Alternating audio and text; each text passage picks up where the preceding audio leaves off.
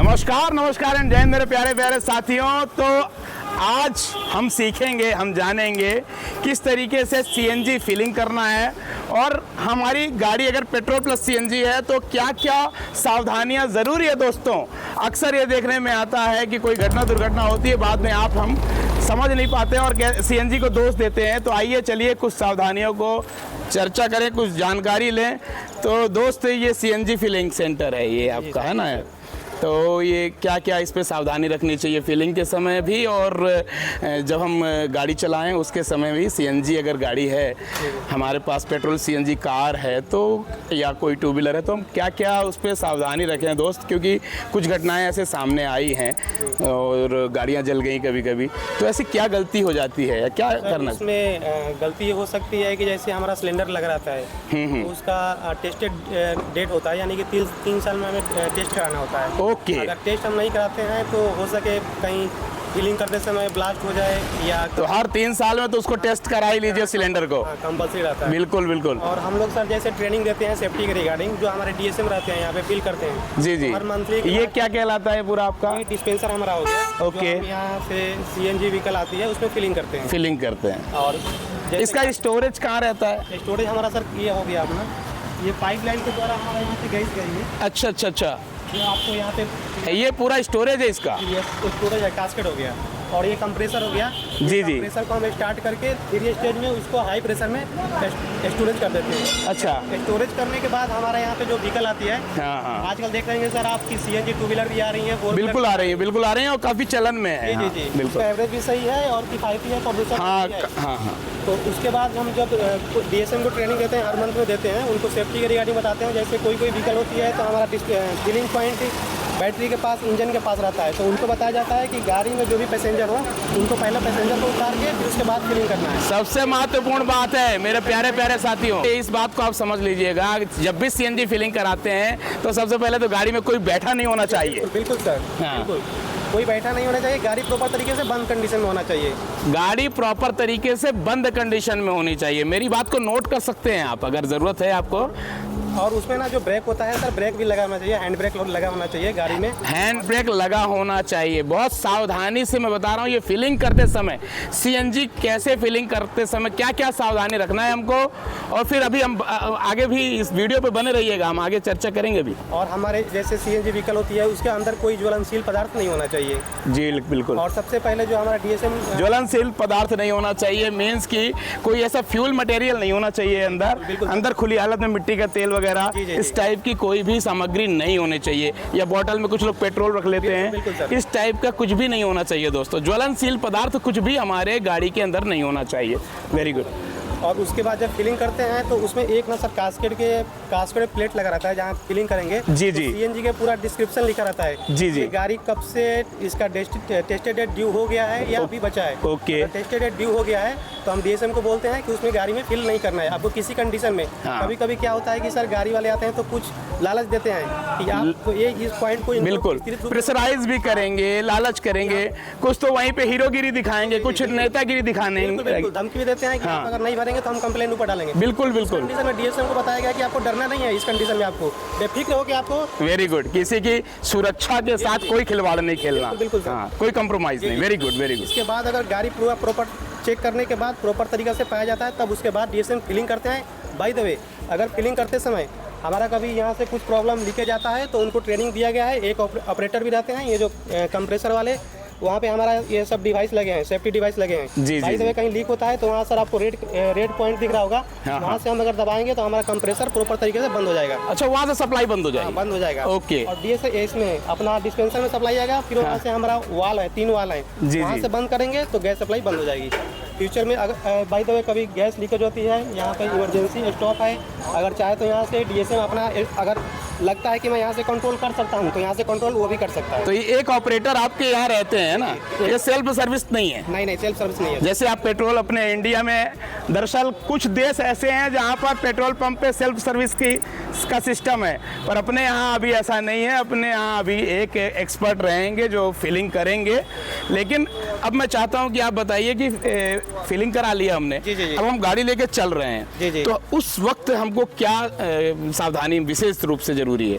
सावधानी सर उसमें अपन जैसे अगर बाई द वे हम प्रेशर भर देते हैं तो हो सके कि कहीं बाई द वे लीकेज हो जाए। हाँ। सीएनजी से वहाँ से लीकेज हो जाता है। हाँ। उस कंडीशन में हमें गाड़ी स्टार्ट करके नहीं ले जाना है, उसको मैनुअल धक्का लगा के ले जाना है। ओके। धक्का लगा के जाए अगर आपको ऐसा लग रहा है कि लीकेज की प्रॉब्लम है, कहीं से भी थोड़ा सा भी अंदेशा हो गया, तो गाड़ी स्टार्ट करके नहीं जाना है, धक्का देके पुश कर। बिल्कुल सर। ओके। और जब तक उस सिलेंडर का गैस वेंट नहीं हो जाता है तब तक उसको स्टार्ट नहीं करना है। Very good. जब तक पूरा गैस खत्म ना हो जाए तब तक वो स्टार्ट नहीं करना। उसके बाद मैकेनिकल जो ट्यूबिंग का अपन फिटिंग कराने के बाद टेस्टेड करने के बाद सॉफ्ट सोल्यूशन से आप चाहें तो उसको टेस्ट कर सकते हैं। जी। उसके बाद फिर आप फिलिंग करने फिर safety regarding by the way कभी हो ना सके कहीं आग लग जाए। हाँ। ये से कोई ऑपरेटर को ट्रेनिंग दिया जाता है इसको कैसे यूज़ करना।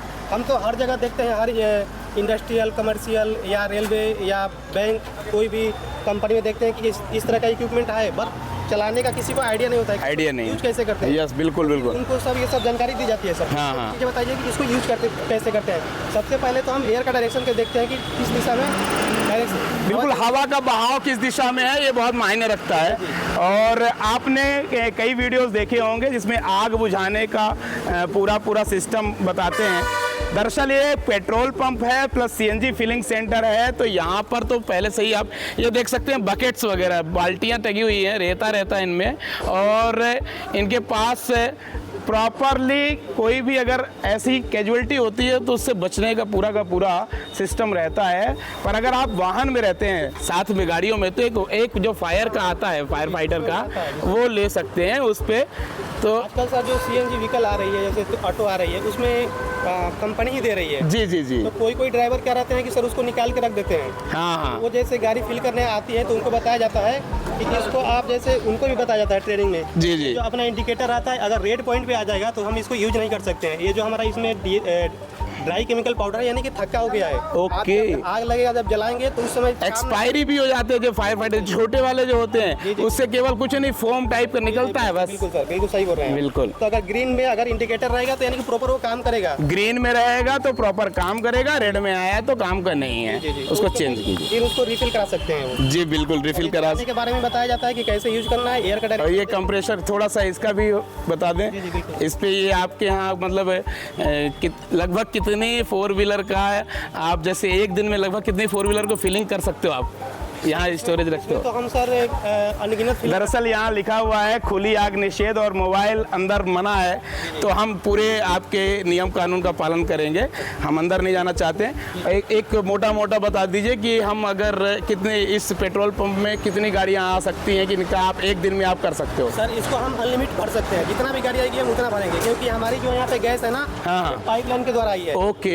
एलसीबी के द्वारा, जैसे आप देखेंगे सर कहीं एलसीबी के द्वारा उस पर टास्केट सेम ऐसे, यानी कि 60 सिलेंडर उसमें रहते हैं, लोडेड रहता है उसमें, तो वो भर के जाता है। तो उसका एक लिमिट होता है, जैसे वो 350 450 kg आता है उसमें, तो उसे आप काउंट कर सकते हैं कि एक गाड़ी में मुश्किल से 4 से 5 kg या 8 kg में जाता है। तो आप उससे 30 या 40 गाड़ी भर सकते हैं उसके बाद। और इसमें आपको क्या है कि कंटिन्यू आप अनगिनत गाड़ी फिल कर सकते हैं। वेरी गुड, तो बहुत बढ़िया। क्या शुभ नाम है सर? मेरा ब्रह्मा महतो नाम है, मैं बिहार का रहने वाला हूँ। बहुत बढ़िया। बिहार में किस जिले से? सारंग जिला सर। सारंग से हैं, तो बहुत ही अच्छा है, इन्होंने जानकारी दी है। मैं कई लोग जो है वाहन चलाते समय धूम्रपान करते हैं। जी। तो सीएनजी वाली गाड़ी में है खतरनाक की नहीं? है सर, खतरनाक है सर। और जो आप पॉइंट बता रहे थे, देखिए हमारा सेफ्टी डिवाइस है वहाँ 2 सर CO2 लगा है, CO2 फ्लाउटिंग सिस्टम। ओके। एक ऑटो पे है और एक मैनुअल है। जी। इसमें है कि अगर बाय द वे कंप्रेसर में कोई स्पार्क होता है, आग लगता है, तो वहाँ से सर ऑटोमेटिक वो चालू हो जाएगा। ओके। और यहाँ का जो आग लगेगा वो बंद हो जाएगा। कार्बन डाइऑक्साइड को खूब स्पीड से देगा, तो वो आग बंद हो जाएगी। जी। इसमें सब सर CD लगा है, गैस डिटेक्टर लगा है, KFD लगा है, फ्लेम डिटेक्टर लगा है, सब सर। मतलब ये सिक्योरिटी का पूरा ध्यान दिया गया है, वो बहुत ज़रूरी है। दोस्तों मैंने पेट्रोल पंप का एक वीडियो बनाया था, वो इसी पेट्रोल पंप का था। ऐसे घुमाइएगा थोड़ा, यहाँ पर देखिए पेट्रोल पंप की हमारी सुविधाएं क्या क्या है, मैं रिपीट किए देता हूँ। फ्री एयर है, अगर हवा भरवानी है आपको तो यहाँ पर फ्री सेवा मिलती है। शुद्ध पेयजल मिलता है ये इसका, और शौचालय की व्यवस्था रहती है, शुद्ध पेयजल मिलता है, इसका पैसा नहीं लगता आपका, कितना भी बॉटल पानी यहाँ से भर सकते हो। तो ये आपको कुछ ऐसे ही अधिकार मिले हैं हर एक पेट्रोल पंप में, ठीक है। शौचालय की व्यवस्था, शुद्ध पेयजल की व्यवस्था, हवा की व्यवस्था है। और कहीं पर अगर मान के चलिए इमरजेंसी में, तो जैसे बॉटल पानी वगैरह भी इनके पास कुछ खाने के लिए भी सामग्री मिलती है, बट वो फ्री नहीं रहती, तो एक तरीके से कैंटीन भी मान सकते हैं। तो मेरे प्यारे प्यारे साथियों, कभी भी, और ये जो एक रिक्वेस्ट है, मैं एक रिक्वेस्ट करता हूँ, पुलिस वाला होने के नाते एक रिक्वेस्ट करता हूँ कि जो पेट्रोल पंप के वर्कर हैं, इन वर्कर से आप लोग कभी भी लड़ाई झगड़ा ना करें। बहुत अक्सर देखने में आता है कि आप अपना रौब यहाँ झाड़ते हैं, अपना बादशाहत यहाँ दिखाते हैं। तो मैं हाथ जोड़ कर विनती करता हूँ कि ये कर्मचारी हैं किसी कंपनी के अधीनस्थ, तो जो भी गड़बड़ी है तो आप जो हेल्पलाइन नंबर है उसमें, और जो शिकायत नंबर है उस पर आप दर्ज कर सकते हैं। दोस्तों, इनसे उलझिए मत, इनके साथ मारपीट मत कीजिए। कई पेट्रोल पंप में ऐसी वारदातें सामने आई है कि रात बिरात लोग पेट्रोल डीजल डलवाते हैं, पैसा नहीं देते, फिर मारपीट करते कर्मचारी से। तो ऐसा बिल्कुल ना करें। जय हिंद, जय भारत।